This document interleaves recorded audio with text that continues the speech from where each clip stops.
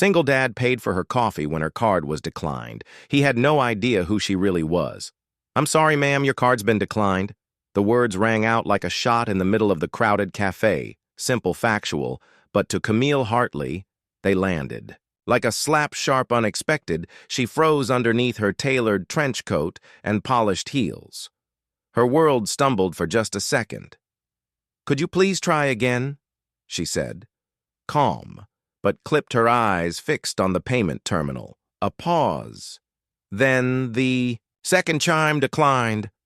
The young barista glanced uneasily at the growing line of commuters behind her.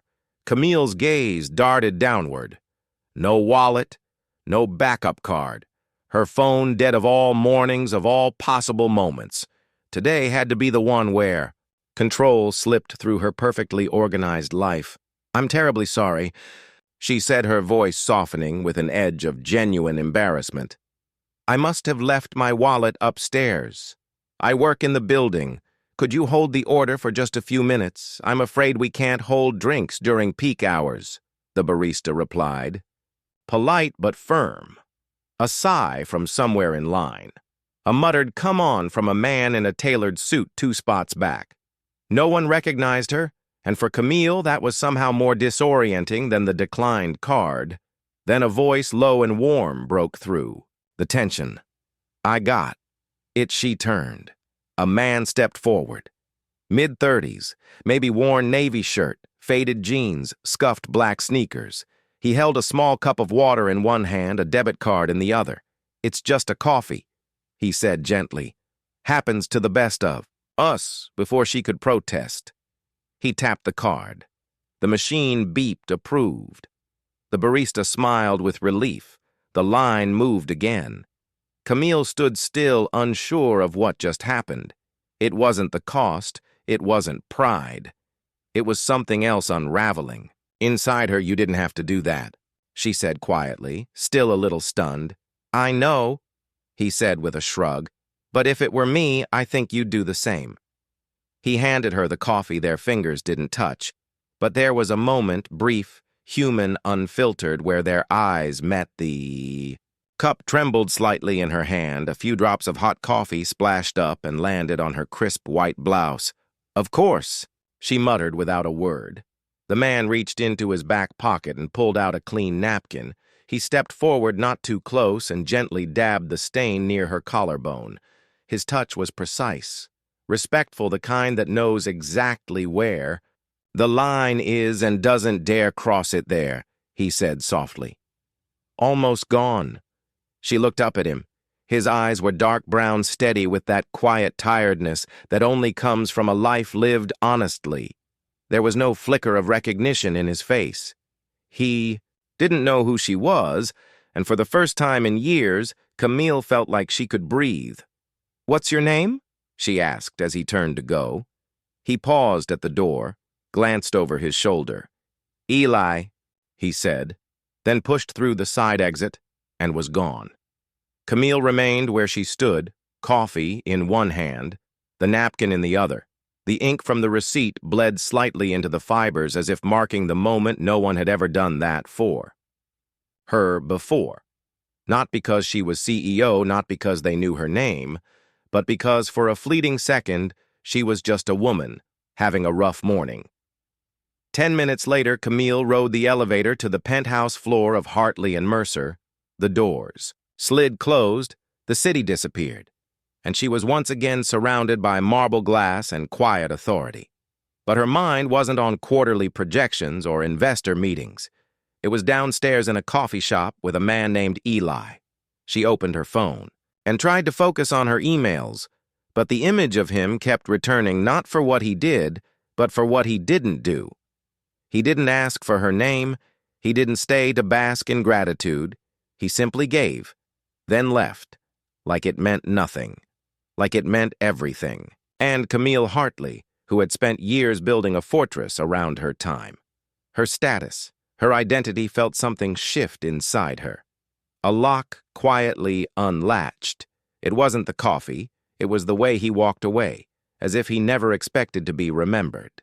But she would. She already had, and she would find him again. Camille Hartley didn't often replay moments in her mind. Her life had no use for rewinds. Only forward decisions were made, paths chosen, days scheduled to the minute. But that morning, as she stepped out of the elevator onto the penthouse floor of Dalton Heights, something was different. The click of her heels against the marble wasn't enough to drown out the memory of him. Eli, a man with eyes that didn't scan for status, a man who handed over $6 and a napkin, like it was nothing, and left before she could even say thank you properly. It wasn't just kindness. It was the way he saw her. No hesitation, no flattery, just a person in a moment of need, and then he walked away as if he'd done nothing worth noticing. She couldn't stop noticing inside the executive suite. Camille slid into her chair at the long glass conference table. Her assistant Mallory had already laid out the agenda and 2 coffees, 1 oat milk, 1 black. She reached for the black by habit. Morning, Mallory said cheerfully. Everything all right? You look thoughtful. Camille paused mid-sip, then set the cup down. I had an unexpected interaction this morning. Bad, no. She glanced out the window toward the city, still waking beneath a soft curtain of fog. The opposite. Someone helped me when I wasn't recognizable. Mallory tilted her head like a stranger. Camille nodded slowly. He didn't know who I was paid for. My coffee. Walked away. That's rare, Mallory. Gave a half smile. Especially here, Camille didn't answer. Her mind was already elsewhere. She turned toward the large screen on the wall where her leadership team was joining remotely. Meetings, charts, projections, all the expected rhythm. But Camille found herself watching the quiet spaces between sentences. She noticed the exhaustion in Ella Lanena's eyes from London, the way Ben from San Francisco rubbed his temple during a long forecast, the too tight smile on Ravi's face from Chicago Strange. She'd seen these people 100 times, but today she really looked, because one man had looked at her not for what she was, but who later that morning Camille walked through the lobby on her way to another appointment. She rarely took the front entrance. Her car usually brought her through the secured side, but today she paused near the open atrium, letting her gaze wander. And there he was, across the room. Eli Turner stood near a maintenance cart, adjusting the height on a mop handle. His shirt sleeves were rolled up, revealing forearms lightly dusted with freckles and sun. He moved without rush, without apology, like a man who wasn't trying to be noticed, but wasn't afraid of being seen. Camille stepped behind one of the marble columns and watched. Almost ashamed of the curiosity swelling in her chest, Eli wasn't doing anything special. He wiped down a handrail, smiled briefly at the building. Concierge picked up a crumpled cup someone had tossed near a planter, but every motion held something. She couldn't name if it were me. You'd do the same, would she? She didn't know. But the question unsettled her back in her office. Camille opened her laptop and navigated to the internal system. Her fingers hesitated. Was she invading his privacy? No. Just verifying a name, she typed Eli Turner. Only one profile came up. Position building, maintenance contract employee, years of service. 2 supervisor, Roger L. McKay. Employee notes, punctual, quiet. No formal complaints, no educational background listed. No prior experience detailed, just a name and a number. Camille clicked back. Something didn't fit his words, his posture, the way he carried himself. It wasn't how people acted when life had worn them down. It was how people acted when they'd made peace with the weight they carried. She reached for her phone. Mallory, can you pull a list of former engineering applicants from the last 2 years? I want to re-review a few files, all of them just the ones flagged for incomplete history or employment. Gaps. There was a pause. Understood that evening the office was emptying. Camille sat cross-legged in her chair, flipping through printed resumes, a red pen in hand.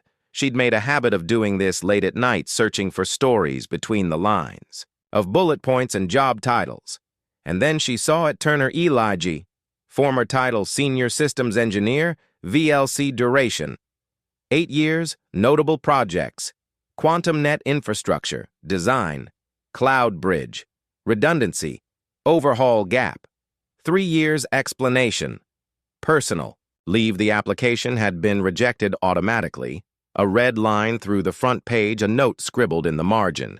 No clear explanation for leave skills, outdated. Camille stared at the file. Veltec was no small firm, and QuantumNet, she remembered. The rollout, clean, efficient, ahead of its time. She turned to the final page. One short comment in the additional notes section, looking to re-enter the tech world at my own pace, not looking for pity, just purpose.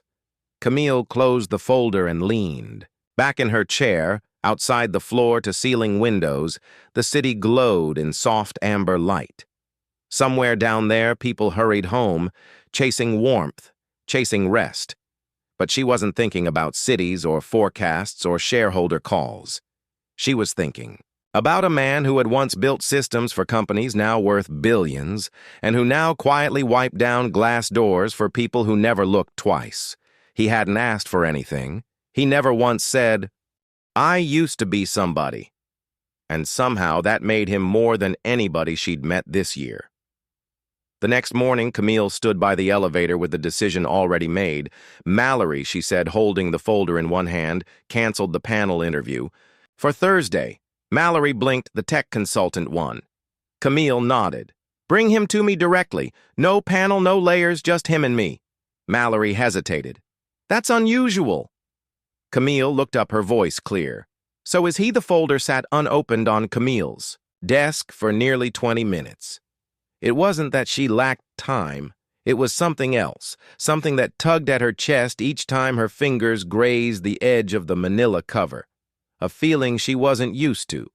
Hesitation. Camille Hartley didn't hesitate. She was the type to leap where others studied, decide while others debated.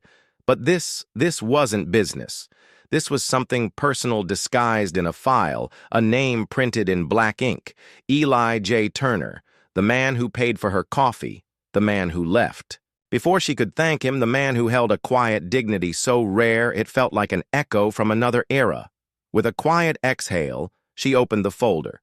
The first page was unimpressive standard resume format, a little outdated, a cover letter brief. But articulate, no flair. No corporate lingo, no unnecessary pleasantries, just this after a personal hiatus. "I'm looking to contribute again in the field. I don't expect pity or favors. I simply want the chance to earn what I've always valued, purpose and honest work." Camille paused. She turned to the second-page list of projects, systems analysis, cross-platform integration, infrastructure audits, all high-level, all solid. She saw the names Valor Halbert, Systems, Cloud Bridge. She remembered. Those launches, back-end successes. No one celebrated in the media. But that her industry insiders raved about. He hadn't listed titles in bold, just dates, contributions, results, no self-promotion, no inflation. 8 years of excellence, then a 3-year silence. Camille flipped to the final page. Reason for leave read simply, "Family matter, will explain an interview if needed." There was a note handwritten in red ink in the HR margin gap. Too long, no explanation, discard. She stared at that word. Discard. They didn't even call, didn't ask, just tossed aside the story behind the silence. Tossed aside the man behind the story. Camille leaned back, fingers tapping slowly on her chair's leather armrest. Something wasn't right. She turned to her computer, logged into the company's internal portal, and searched for archived applications. Then, out of instinct, maybe something closer to hope, she opened a browser and typed in Eli Turner, Waha, Valortech. At first, nothing. Then an old press release popped up, his name among a list of engineers credited with stabilizing a large-scale network during a Northeast outage. Next, a blog post, comments from peers, then finally a link buried deep in a local news archive. Local. Engineer steps away after tragic loss. Her breath caught. She clicked. A photo loaded slowly there. He was 4 years younger, but unmistakably him, standing in front of a small memorial candles, flickering a child's photograph pinned among white roses. He wore a suit that didn't quite fit. His hands were folded, his eyes empty. Camille didn't need to read the full article. The headline told enough his wife and young son had died in a freeway accident. He had stepped away from everything days later. He never came back. Not until now. Her throat tightened. She wasn't someone who cried easily. Not for stories, not for headlines, but this wasn't a story. It was a man who had chosen silence over spectacle. A man who had endured something that shattered most and rebuilt his life piece by piece from the ground floor of the building he once might have owned, and now, because of a 3-year gap, someone had stamped a red mark on his name. Discard, no. Not anymore. She grabbed a black pen crossed out. The red line in its place, she wrote, Priority candidate CEO interview direct only. There was a quiet knock at her door. Come in, Camille said. Mallory peeked in, holding 2 new files. More consultant applications, if you still want them. Camille shook her head. Set those aside. I've made my choice. Mallory blinked. Already, you haven't. Even met the others. I don't need to, Camille said, standing. I've read what matters. Mallory placed the files on a side table. You want me to set up a panel like usual? No panel, no HR buffer. Camille handed her the file. Just him. Me Thursday at 2, Mallory. Looked down at the name. This one was in the rejected pile. Not anymore. Camille said that evening. Camille sat alone in her office, the city aglow behind her. She thought about how easily someone's life could be reduced to bullet points, dates, gaps, words like discarded and incomplete. She thought about how many people never got seen simply because they didn't fit the algorithm, and then she thought about the man who gave her a coffee, who handed her a napkin like it meant something, who looked at her as a person, not a paycheck. And for the first time in a long time, Camille Hartley felt like she wasn't running a company. She was leading it quietly, deliberately. She opened her planner and circled Thursday. Underneath, she wrote, Enter Eli. Turner read him not the resume. The elevator climbed slowly, too slowly for Eli's liking. He stood stiffly in the corner, hands folded in front of him, clutching the only folder he owned that looked remotely professional. It held nothing new, just his. Resume already printed twice by HR, already read and presumably dismissed once before. Still, he brought it out of habit, out of the part of him that still hoped to be seen whole. He watched the numbers tick upward, 22, 23, 24. He had never been this. High in the building, before his usual route ended on 5, where supply closets outnumbered windows. When the elevator chimed at the top floor, he stepped out into quiet. The hallway smelled of lemon and cedar. The lighting was warm, understated art. Lined the walls, real art, not motivational posters. There were no crowds, no assistant waiting to usher him into a boardroom. Just a single door cracked open with his name, printed neatly on a card outside. Eli Turner, 200p. M with CEO. He paused, exhaled, then knocked gently. Come in. The voice was calm, smooth, familiar, and yet different now. Like hearing music played in a quiet room after only ever hearing it on the street. He stepped inside. The office was all glass and light, sleek surfaces and thoughtful design. 2 chairs faced each other across a low table. A tray with 2 cups of tea sat between them, steam rising gently from both. At the far window stood Camille Hartley. She turned when he entered, her expression unreadable at first, then warm, almost too warm. Mr. Turner, she said with a nod. Thank you for coming, of course, he replied, voice steady. I have to admit I didn't expect this, neither did I, she said softly. A flicker of surprise passed through his eyes, but she gestured for him to sit before he could ask more. They took their seats. There was a long pause. Not awkward, just still a kind of quiet that demanded both presence and patience. Camille was the first to speak. You were originally scheduled for a panel interview, she said, standard protocol, but I asked for this instead. Just us. May I ask why? Eli said. She met his gaze. Her eyes were steady, thoughtful, because panels read resumes. I wanted to read a person. He didn't smile, but something behind his eyes shifted like a door. Quietly unlatched. She reached for the folder between them. I reviewed your file. Vartech, Halbert Systems, QuantumNet. Your work speaks for itself. But then there's a gap. 3 years. Most people didn't look past it. Eli nodded once I didn't expect them to. You wrote, "I'm not looking for pity, just purpose." That stayed with me. He looked down for a moment, then back up. "I meant it. Would you be willing to share what happened?"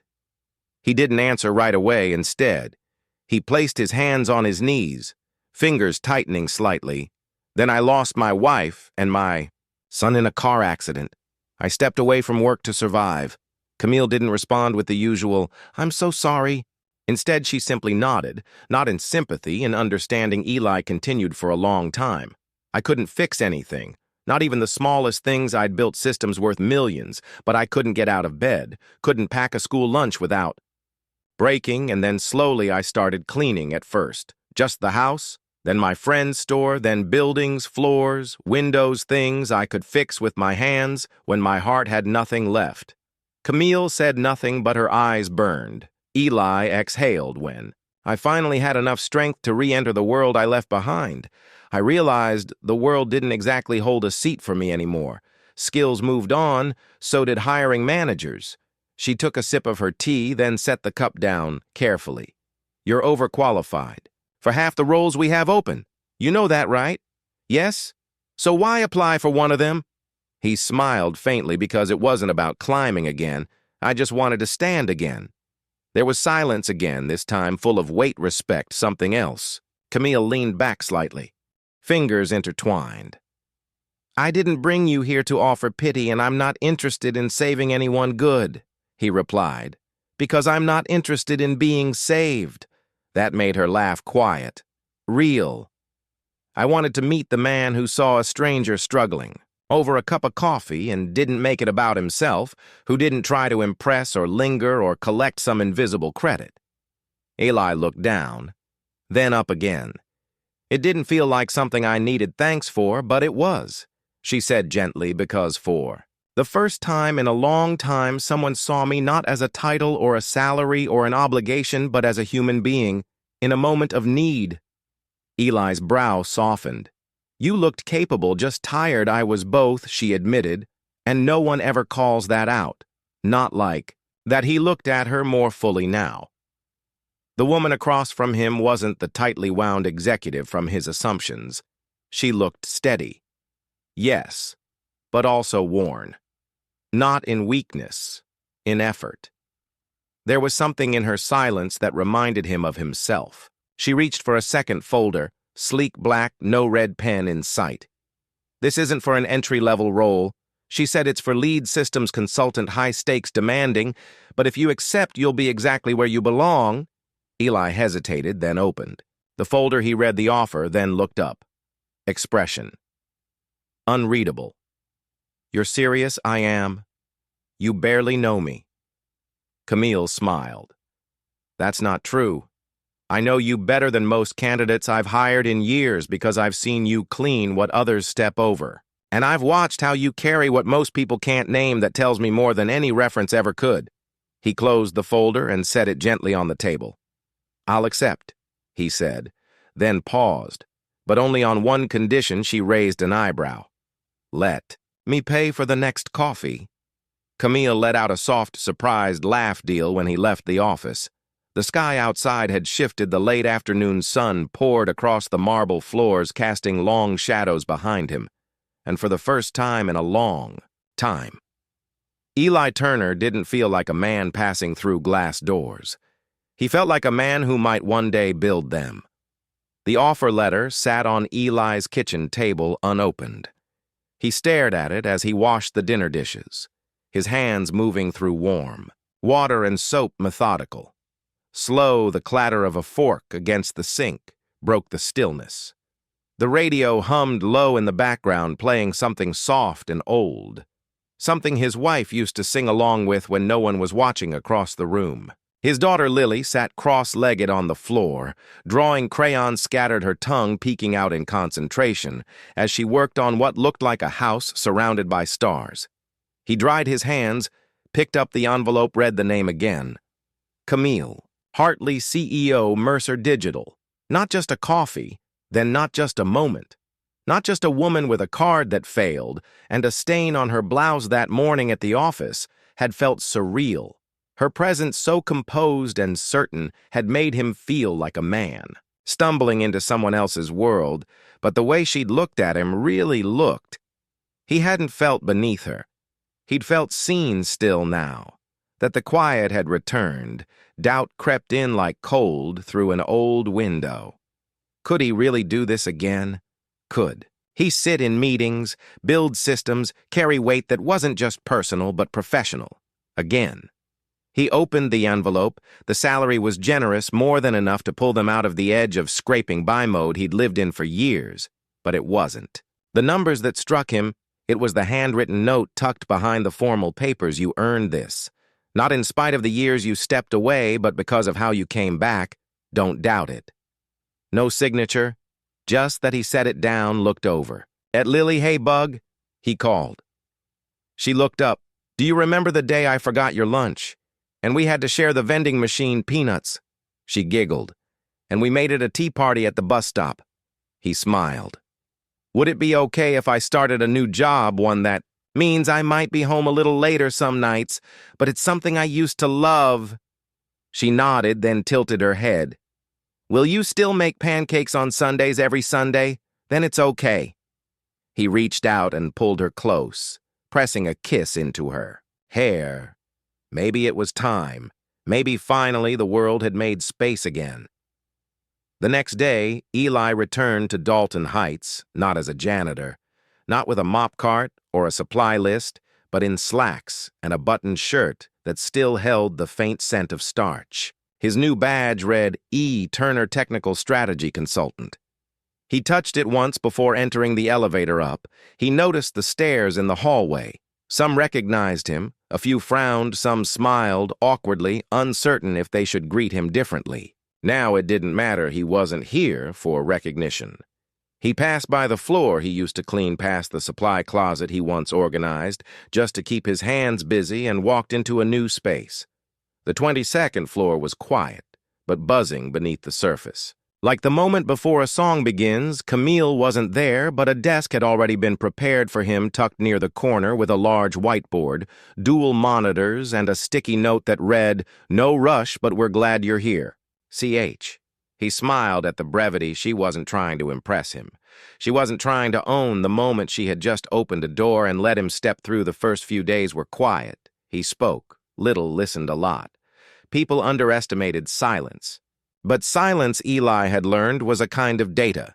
It told you what people didn't know, what they feared, where the gaps were.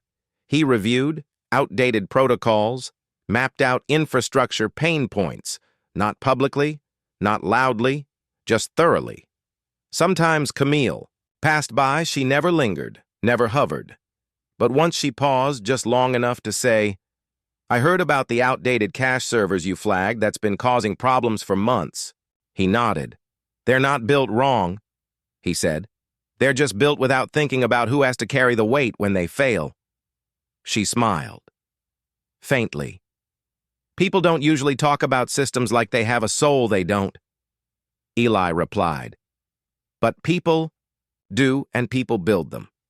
She didn't say anything after that. But the next morning, a new license was added to his work profile, access to deeper architecture files that had been previously locked. No email, no announcement, just a silent invitation. To go deeper one night, Eli stayed late long after the office lights dimmed. After even the hum of printers had stilled, he was reviewing old deployment logs when a soft knock came at the glass wall of his cubicle. Camille stood there holding two mugs, chamomile, tea. No words, she placed one on his desk, then turned to leave. "Wait," he said. She turned. "Why are you doing this?" He asked, "Why me?" She looked at him for a long moment, then sat down across from him. "Because you remind me that kindness doesn't need to be loud to matter." He said nothing. "And because people like you, they don't just fix systems, they restore faith." He met her gaze. "I'm not trying to be noble," he said quietly. "I'm just trying to do something that means something again." That she whispered is exactly what nobility looks like. They sat there for a long while, sipping tea, letting silence do the rest that night. as Eli walked to the bus stop. The city lights shimmered across rain-slick streets. He felt no lightning strike. No cinematic soundtrack swelling beneath his feet, but something inside him had shifted. The silence he used to carry like armor now felt like space for something to begin again, not from nothing, but from everything he had survived the ballroom. At the Mercer Gala shimmered under 1,000 lights. Crystal chandeliers spilled golden reflections across polished floors, champagne glasses clinkered softly as laughter bounced off high ceilings. Waiters in black carried silver trays weaving. Through a sea of tailored suits and backless gowns, it was the 10th anniversary of Mercer Digital, a celebration of growth resilience and Camille Hartley's unshakable leadership.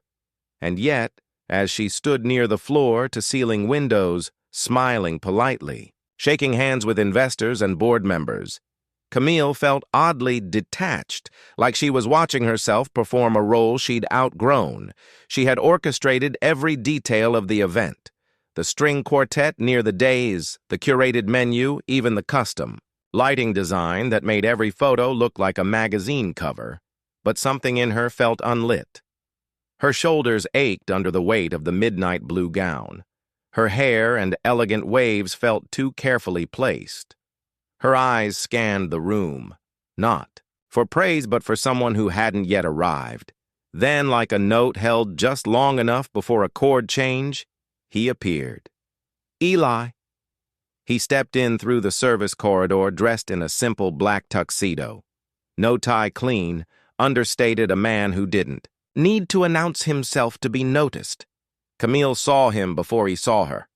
He paused at the edge of the room, adjusting his cuff slightly, scanning the crowd. Not for importance, but for purpose. He looked like he was still deciding if he truly belonged. She crossed the room before she could say anything. A cold breeze swept in from the north-facing balcony. Camille instinctively pulled her arms in against the bare open back of her dress.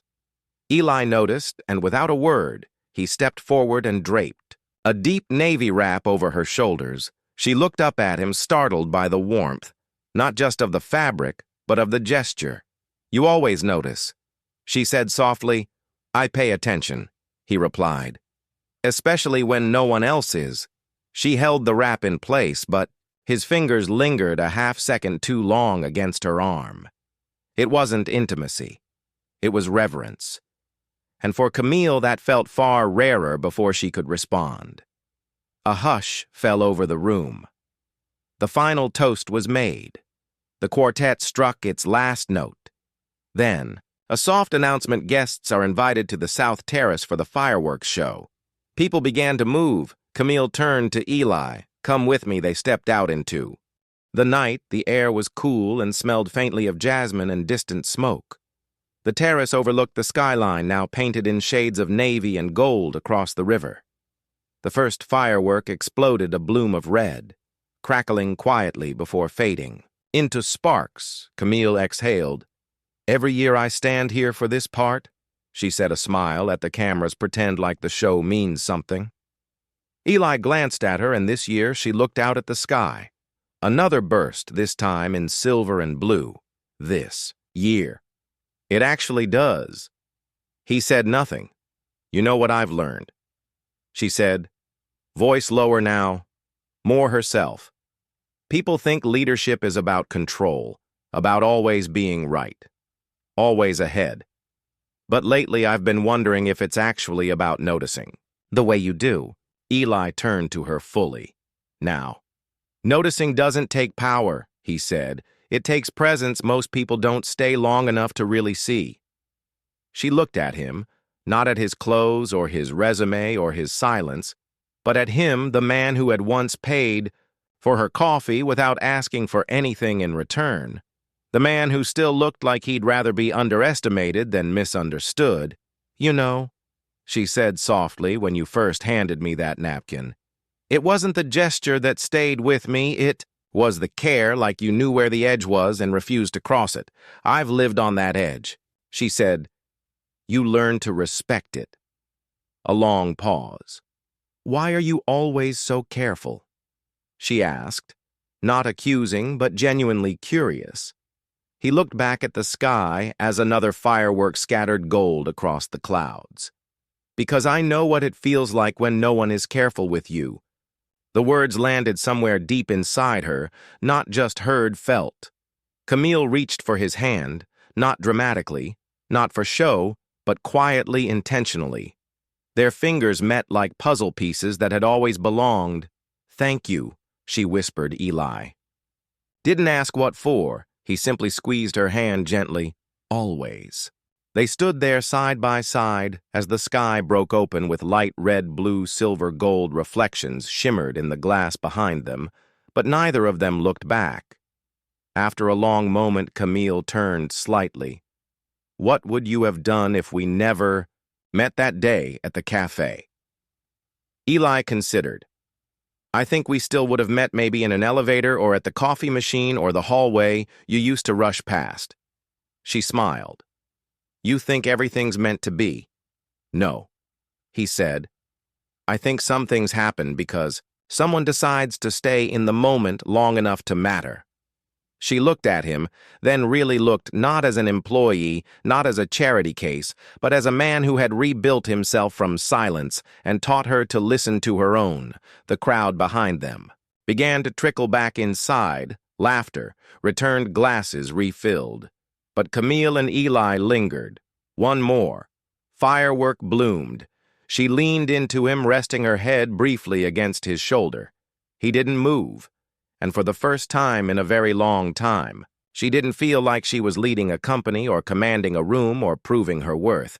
She simply felt held, seen. Still, the storm didn't begin with thunder. It began with a leak. An internal memo from one of Mercer Digital's regional offices marked. Confidential had somehow made its way to the media within hours. Blogs picked it up, then analysts, then morning news. Anchors the memo dry in tone, but sharp in implication, questioned the company's leadership direction regarding an upcoming merger. Words like misalignment, top-down restructuring, and overreach were bolded in red boxes by every commentator with a keyboard and a hot take by 9 Aort AA. Camille's inbox had exploded by 10:15. The board had called an emergency meeting, and by 10:30, she was seated at the head of a long, cold conference table, surrounded by people who suddenly forgot how to look her in the eye. The walls were glass. The skyline beyond them blazed with sun, but inside the air was tight and sharp. The kind of silence that comes before blame gets passed around like a hot coin. She didn't flinch as the first salvo came. "Camille, do you know how this got out? This kind of breach undermines investor confidence. Wasn't this part of your team's internal alignment protocol?" She answered each question calmly, precisely, without raising her voice. But she felt it. The shift, the way people you've built empires with could suddenly edge their chairs a little farther from yours the moment the fire starts. And just like that, the tone sharpened. "We need to reevaluate the communication strategy at the executive level," said one board member with a practiced frown. "Perhaps it's time to revisit leadership accountability." Camille's hand tightened around her pen. She didn't respond. Not yet. Not when they wanted her to. But across the room, someone shifted Eli. He hadn't been invited to speak. He was there to observe, as part of his consultant briefing. But now he leaned forward, one elbow resting on the table, eyes level and steady. "If we're questioning leadership," he said, "let's at least be accurate." Heads turned. Some looked confused, others annoyed, but Eli didn't blink. This leak wasn't from her office. It wasn't authored by her, reviewed by her, or even seen by her. It came from a regional team that's been flagged twice for skipping policy. "Review silence," he went on. And while most people here were still sipping their first espresso, she was in her office at 6:30, not cleaning up a mess she made, but one she inherited alone. One board member opened their mouth, closed it. Eli's voice didn't. Rise, it didn't need to. "So unless anyone at this table has logged more hours than she has this week, unless you've missed your own daughter's recital or skipped dinner 4 nights straight, maybe what we need isn't scapegoating. Maybe what we need is a mirror." The room went still.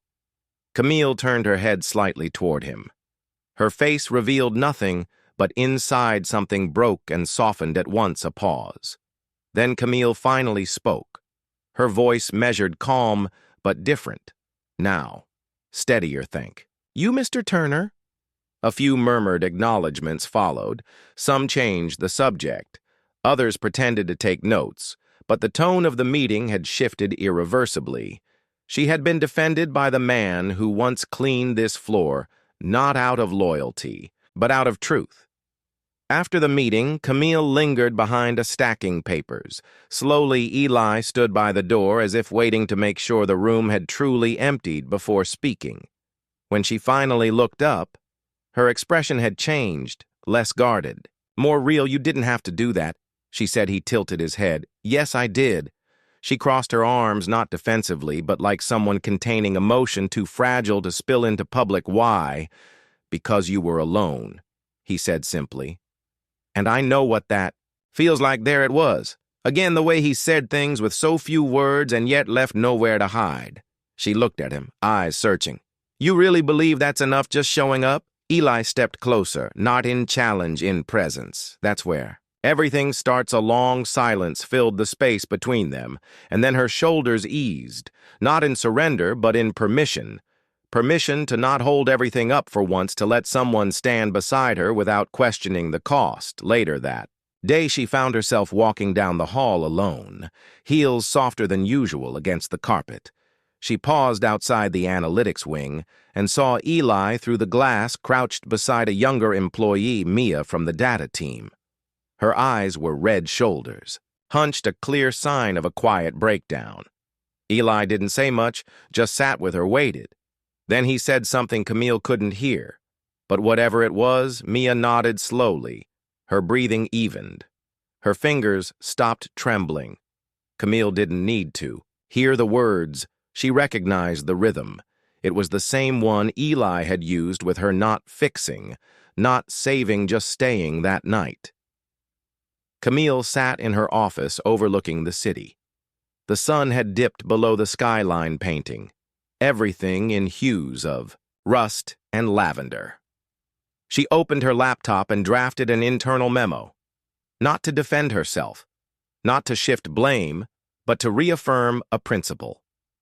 Leadership begins in quiet places, in how we show up when no one is watching. We are not perfect, but we are present, and that is where trust begins. She didn't sign it with her title, just her name. Then, after a long pause, she sent it, and for the first time that day, she allowed herself a breath that wasn't laced with urgency that evening as she and Eli crossed paths in the lobby. She stopped. He was just about to leave, coat in hand, the air between them still warm from earlier. "Thank you," she said again, softer this time. He met her eyes. "You already said that. I didn't mean for the meeting." He waited. She hesitated, then added, "I meant for seeing me, not the version of me. They all see the one under the wrap, the one who sometimes forgets how to stand." He didn't smile. He just nodded. "Once, then I guess we're even." "How so?" He looked at her for a long moment. "You saw me when I wasn't even sure I still existed." She blinked, the words sinking into her chest like warmth after cold. Then she smiled, soft, quiet. "Real, this job, this place, this world. We don't reward people who see. That's why it matters when someone finally does," Eli said, and with that, he walked out into the night. But this time, she didn't feel like he was walking away. She felt like he was walking with her, even from down the hall. It was nearly 7:15 p.m. Most of the building had gone quiet, save for the low hum of distant printers and the soft buzz of motion sensor lights. Eli Turner walked the long hallway past the analytics department, intending only to grab a report he'd left behind. But something made him stop, a muffled sound. He turned, looking through the clear glass panel of a half-lit cubicle. Mia, the youngest member of the data team, brilliant with numbers, quick with code, but young in the way that made failure feel fatal. She sat hunched, over her keyboard, eyes glassy, trying to type while discreetly wiping her cheeks with the cuff of her sweater. Her screen glowed red, an error. Message blinking over a report she'd clearly tried to fix more than once. Eli hesitated, then quietly stepped in. He didn't ask what was wrong. He didn't need to. Instead, he pulled a chair across from her and sat down slowly. His presence deliberate, but unintrusive, like placing a warm mug on a cold table. She startled slightly, wiping her face again. I'm fine, she said quickly. Just a long day. Eli gave a quiet nod. Looks like it. He glanced at the screen numbers, misaligned a formula looped back on itself. Nothing catastrophic, but she looked like it was the end of her world. She lowered her gaze. I messed up a client report, it goes. Out in the morning, and I thought I could fix it, but her voice cracked. I don't even know what I'm doing anymore. Eli didn't move, didn't correct her, didn't fill the silence. After a long pause, he leaned back, eyes still gentle. You think the rest of us never mess up? She let out a dry laugh. You always look so calm, like nothing gets to you. Eli tilted his head slightly. I once shipped a patch to a live product that crashed an entire server cluster for 3 days. Her eyes widened seriously. Cost the company 6 figures. I thought I'd never work in tech again. She stared at him, unsure if he was joking. He wasn't. What happened? She asked quietly. Eli smiled faintly. Someone older than me sat down, said, You're allowed to fail, you're just not allowed to disappear. Mia swallowed hard. He leaned forward slightly, so don't disappear. A long pause, she nodded slowly, the tension in her shoulders beginning to ease. Eli pointed gently at the screen. Let's take a look together. You fixed the formula. I'll double-edge check it. The logic. She blinked.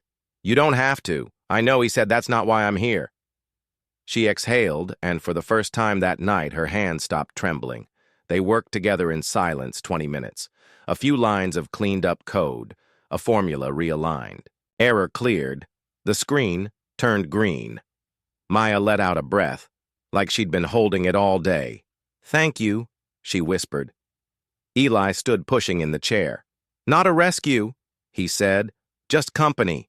She nodded, eyes fuller now, but not with tears, with steadiness. From down the hallway, Camille had stopped. She'd come looking for Eli to check on a timeline revision, but what she saw through the glass held her in place. She watched the way he didn't rush Mia, the way he didn't correct her from a place of ego. He simply stayed quiet, grounded. Real Camille didn't move for a long time because it hit her. This was leadership, not the kind with press releases and keynotes, not the kind that wore tailored suits and won applause, the kind that sat across from someone when they were falling apart and simply said, I'm here, let's fix it together. Later that evening, Camille caught up with Eli by the elevator. He was holding a takeout bag in one hand, probably something quick for him and Lily. His coat was slightly rumpled, his hair tousled from a day that had clearly gone long. She's lucky. You were there, Camille said softly. He glanced at her. We've all been there. She held his gaze for a moment. Then you make me rethink how I lead. He raised an eyebrow, gently amused. I doubt that. She stepped a little closer. I used to think leadership meant being the first in the room, the loudest voice the last, to crack? She hesitated. But then I watched you sit with someone who thought she was failing, and you didn't tell her what to do. You just reminded her she didn't have to face it alone. Eli shrugged, eyes thoughtful. Leadership doesn't start with power. It starts with presence. Camille felt those words sink into her like warmth in cold hands. You sound like someone who's practiced that line. He shook his head. No, he said, I've just lived the opposite. They stood there in the quiet. Then she added, most people teach by leading from the front, but I think you lead by walking alongside. He didn't reply. He didn't have to. Outside, the city hummed with late-evening life cars passing, neon flickering. People on their way to places that would forget them the moment they left. Eli opened the car door for her. Her car was in the shop, and when he'd offered her a ride earlier, she'd said yes without hesitation, not because she needed it, but because she wanted the company inside. The car was quiet. A soft instrumental track played from the radio. One of those wordless songs that somehow said more than lyrics ever could. Camille leaned back against the seat, letting her body relax for the first time in hours. You were right, she murmured. He glanced at her about what you don't have to say much to change something for someone. He smiled slightly. Neither do you. She turned to him, eyes warmer now. You notice more than people think you do. He looked forward again. I used to miss things. He said now, I try not to. She didn't reply. She didn't need to. Her head tilted slightly, her eyes growing heavy. The rhythm of the road, the softness of the moment had all lulled her toward sleep, and she let it. At the next red light, Eli turned. Slightly, Camille had dozed off. Her face turned toward the window, hair loose against her cheek. A strand had caught at the corner of her lips. He reached out, paused, hand hovering just an inch away, and then, gently he brushed the hair aside. Her eyes fluttered open for a moment. She didn't move, didn't speak. Their eyes met his hand still near her cheek. He began pulling back, flustered. Sorry, your hair. She didn't look away. It's okay, she said, her voice barely above a breath. She watched him as if seeing something unfold. She hadn't dared name before the traffic light turned green, but neither of them was in a rush to move forward, because in that quiet car on an ordinary street, something extraordinary had just begun to shift, not with declarations, but with presence. The city woke slowly the next morning, but Camille was already seated by her office window coffee, cooling beside her untouched. She had replayed the night before a dozen times in her mind, not just the warmth of Eli's car or the way silence had filled the space like soft light, but that brief, almost sacred moment when their eyes met, and neither of them turned away. It hadn't been a confession. It hadn't needed to be, but it had been something real, and now as the office buzzed back to life outside her glass walls, Camille found herself staring at a sentence she had typed and deleted 3 times. Already. Leadership is the art of what? For years she'd filled. That blank with words like vision, control, decisiveness, but none of those felt true anymore. Not after watching Eli help Mia without fanfare.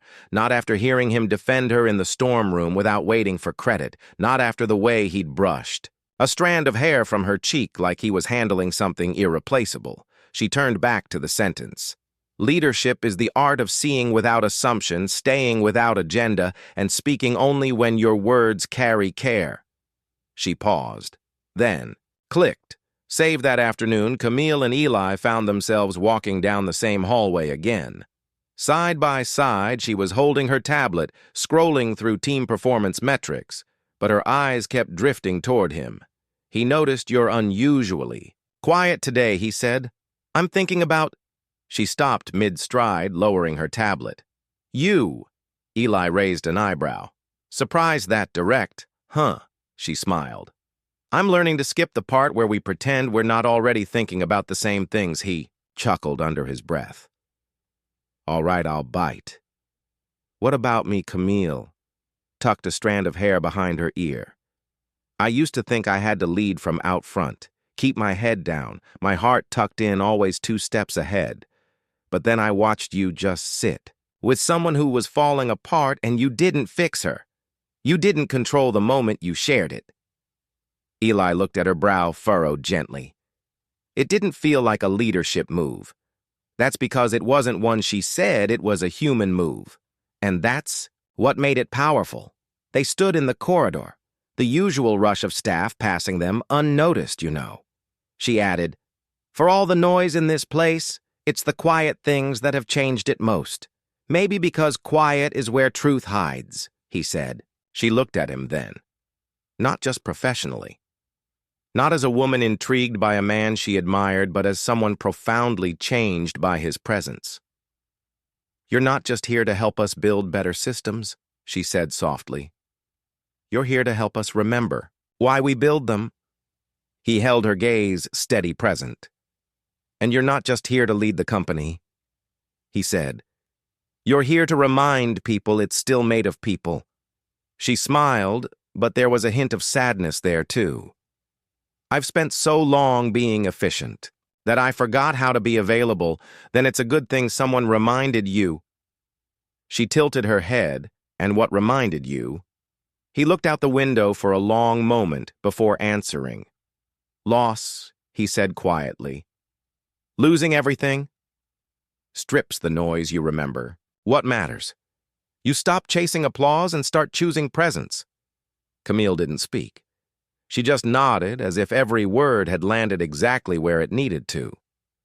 Later that day, they sat in a strategy session. It was Eli's first time leading the table. Senior execs, IT heads, project directors, all eyes on him. He wore a charcoal blazer, no tie, still him unpretentious. Steady, he stood at the smart screen and began outlining his vision for a more integrated human-centered digital infrastructure. We've been focusing on efficiency, he said, which is fine until you start measuring people the same way you measure bandwidth. A few raised eyebrows. He continued, we can cut redundancies and improve system flow.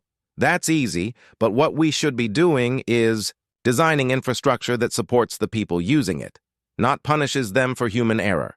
Someone shifted in their seat. What are you proposing exactly? A director asked. Eli pulled up a heat map of user activity. We need to design for real people. With real work rhythms, not idealized ones, the current setup assumes perfect behavior. But when the system fails, it's not just a tech issue. It becomes a human one. He paused. So let's start building systems that assume people will need help and give it before they ask. The room was silent. Not because they didn't understand, because they did, and they weren't used to being challenged. In a way that felt gentle from the back, Camille watched. And when the presentation ended, she stood no speech, no preamble, just this. I read his file, and then I read between the lines. She looked around the room, but today you all just read the room. She turned to Eli. Her voice softer now, but clear. I chose right. There was a beat of stunned silence, then applause. Not thunderous, but true. Eli didn't smile. Not right away. He simply nodded, gathered his notes, and returned to his seat. But something in his chest expanded slowly, quietly, the way light seeps under a closed door. That night, Camille found herself alone again at her window. The city pulsed below, but her world had gone still. She didn't feel exhausted. She felt aligned, as if a piece of her that had long gone missing had returned not in a blaze, but in a man who sat with others when they were breaking and reminded her that she could too. She reached for her notebook, scribbled a single line. The best leaders don't move ahead of us, they move with us, step by step, breath by breath. She underlined it twice, then finally turned out the light, and somewhere on the other side of the city, Eli sat at his own kitchen table, helping Lily finish her homework. Neither of them knew how the rest of the story would unfold, but both of them knew this. They were no longer walking alone. It was the kind of afternoon that tasted like endings. Gray sky, heavy clouds. A slow drizzle painted the glass of Mercer Tower in a blur of fading ambition inside. Everything buzzed just slightly. Two loud printer whirs elevator chimes, the soft anxiety of people waiting for shoes to drop. Camille stood at the edge of the executive floor, staring at the door. She had never opened, not once in 10 years. It was her father's office, locked since the day he died. Most of the team assumed it was a storage room, now a relic. But to Camille, it was a shrine, and today she had the key. Not the one made of metal, but the one carved from healing. Eli had noticed the shift in her days ago. The way her silences were fuller, not colder, the way her presence now took up space without force, and the way her gaze often drifted toward that door like it whispered to her. He didn't ask, but today she came to him. Would you come with me? She asked, standing. In the hallway, her voice steady but quiet, he looked at her for a beat, then nodded once. Of course. The key turned with a click that echoed louder than it should have. The air inside smelled faintly of old paper and cedar. Time didn't live here. It waited. The room was untouched, polished wood desk wall of accolades, a photo of a younger Camille, standing beside her father at a ribbon-cutting ceremony, She couldn't have been more than 16. She wore braces and pride like armor. Eli stepped back, giving her space. But he didn't leave. Camille walked to the desk slowly, her hand brushing the back of her father's old leather chair. He built this company from nothing. She murmured. Eli nodded. And you carried it farther. She didn't turn. Her eyes stayed on the portrait. People think I became who I am because of him, she said. But the truth is I became who I am trying to prove I deserve to be here after he was gone. A long pause, then turning slowly, she looked at Eli. Every decision I've made, every sacrifice I was building, something that I didn't know how to feel part of, I kept telling myself I had to be still, that softness was weakness, that presence made you vulnerable. He watched her closely, not interrupting, just witnessing her voice dropped. But then I met a man who ran headfirst into vulnerability and never used it to ask for anything. He just stayed with people in their worst moments, like their pain wasn't something to fix, but something to honor. Eli blinked slowly. The words were too close. Camille stepped toward him. You changed the way I understand power, she said softly. You reminded me it's not what we hold, it's what we share. Her hands trembled slightly. And I'm terrified of what I feel when I'm around you. He exhaled, the weight of the moment sinking into the room. Then we're both terrified, he said. But we're not alone in it. She laughed, a short, cracked sound. You always know the right thing to say. No, he said gently. I just say the real thing. That's all I've got. A pause. A shift. She closed the gap between them, standing inches away. What if I don't know how to be soft without breaking? Eli reached out slowly, as if asking permission with his eyes before touching her cheek. Then I'll be the hand that steadies you, and just like that. She let go, not of control, but of the belief that she had to carry everything alone that evening. A private company dinner was held in the rooftop atrium, not for press, not for investors, just the leadership team and select guests. Camille hadn't planned on speaking, but when the room fell quiet and the team turned to her with the same look they always had, that mixture of awe, distance, and expectation, she stood up this time. She didn't reach for her usual script. She reached inward. There was a time I believed being a CEO meant being the strongest person in the room. She began the one who never faltered, never needed, never asked the room stilled. But I've learned that true leadership means allowing yourself to be seen, to show up not just with plans, but with presence, not just with answers, but with attention. She looked around the room. We will make mistakes. We will get tired. We will doubt. But if we choose to lead with care, if we choose to show up for each other even when it's inconvenient, we won't just be building a company. We'll be building legacy. A quiet hush followed her words, then applause soft. Rising honest, Eli stood in the back watching her speak. She didn't see him, but she felt him. And as the night wore on, glasses, clinked laughter returned to the rooftop, and people found new conversations to wrap themselves in.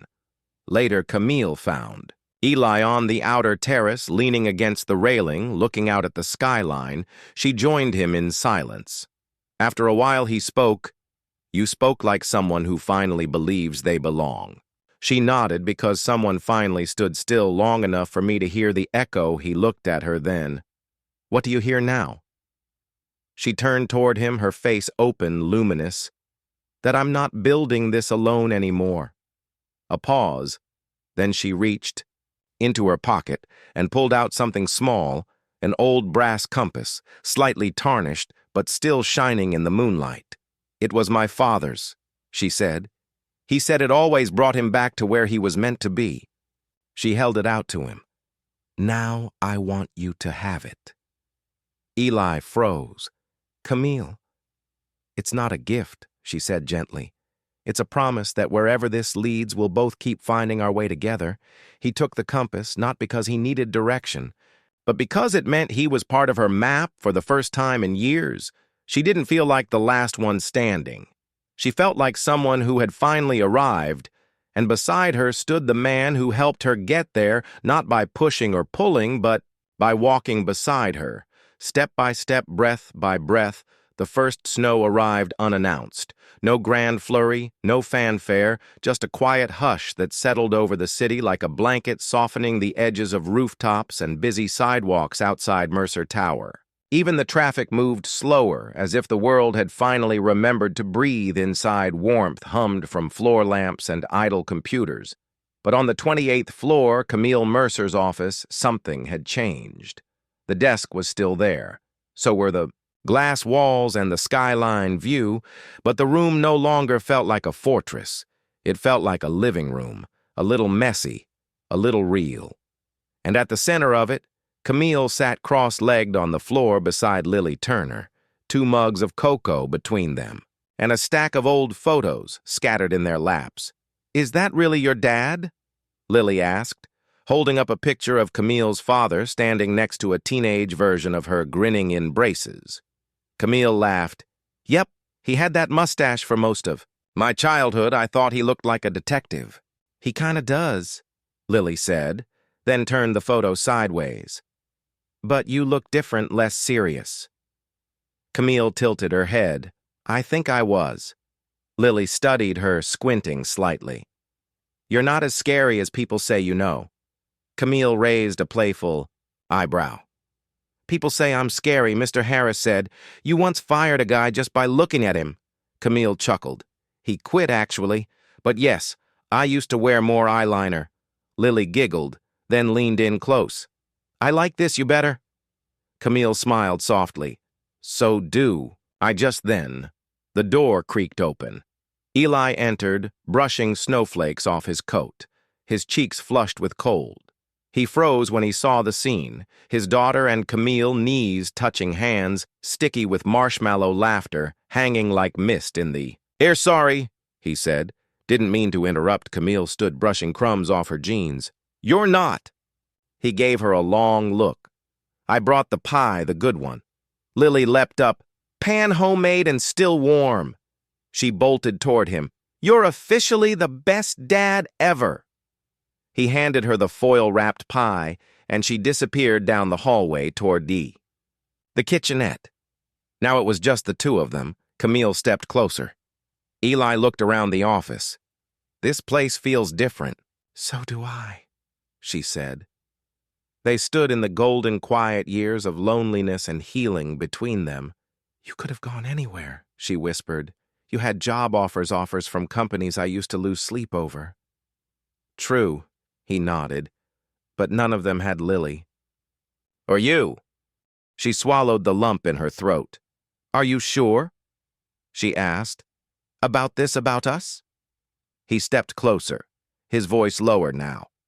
"Camille, I have never been more sure of anything in my life. You don't scare me, not the title, not the past, not even the eyeliner," she laughed, breath shaky. "What about the future?" Eli reached into his coat pocket and pulled out the brass compass she had given him weeks ago, still slightly worn, still pointing somewhere, whatever direction this thing turns. "I'm walking. It with you?" Her eyes shimmered. "You always know what to say." "No," he said, resting a hand on her cheek. "I just say the truth. That's all I've ever known with you." That evening, they walked out together. No longer 2 separate forces circling the same orbit, but one unit steady and whole outside Lily threw a snowball at Eli's back, and he retaliated with a perfectly aimed lob. Camille laughed, really laughed, as snow sprayed across her boots. They walked 3 blocks to a modest corner diner, not a reservation. Only place just somewhere warm, where the waitress remembered your name, and the pies came with a wink at the booth. They shared fries and stories Lily told Camille about a dream she had once where her dad married Wonder Woman. Camille replied, "Close enough." And Eli just shook his head. "Don't tell her that she'll start wearing a cape to work." The waitress brought them hot cocoa without asking, and for a long, unmeasured while there was nothing but comfort joy in small doses, healing disguised as ordinary life. Weeks later, Camille stood before a small crowd at a community school fundraiser. This time, she didn't wear heels or a speech. She wore a soft blue sweater and jeans, and she held a check, a donation large enough to fund 6 new classrooms. But more than that, she held space for single parents trying to stay afloat, for working moms who missed PTA meetings, but never bedtime, for janitors like Eli once was, who carried dignity in every quiet hour they swept what others left behind. She spoke with no spotlight, just intention. And when she finished, she saw him in the back, Eli holding Lily's coat, his eyes never leaving her at home that night. They curled up on the couch. Camille leaned against his shoulder. Lily asleep with a book half open in her lap. Snow danced outside the window. Inside, there was only peace. She whispered into the hush. "Do you think we'll make it?" Eli kissed the top of her head. "We already did." And as the night deepened and the city softened, the camera of life pulled slowly away from the small apartment with its warm lamp in the window, from the couch where 3 hearts had finally come to rest, from the love that needed no headlines. No titles, no performance, just presence, because in the end it wasn't about being saved, it was about being seen and loved just as you are. And now, I'd love to hear from you. Where in the world are you watching this story from? Drop a comment below and share your thoughts. Was there a moment that truly touched your heart? If this story moved you, even just a little, don't forget to hit subscribe so you won't miss the next heartfelt journey we share together. There's always another chapter waiting, and it might just change someone's life. Thank you so much for spending your time with us. Your presence, your kindness, and your listening heart mean more than you know. Until next time, take care, stay kind, and keep believing in.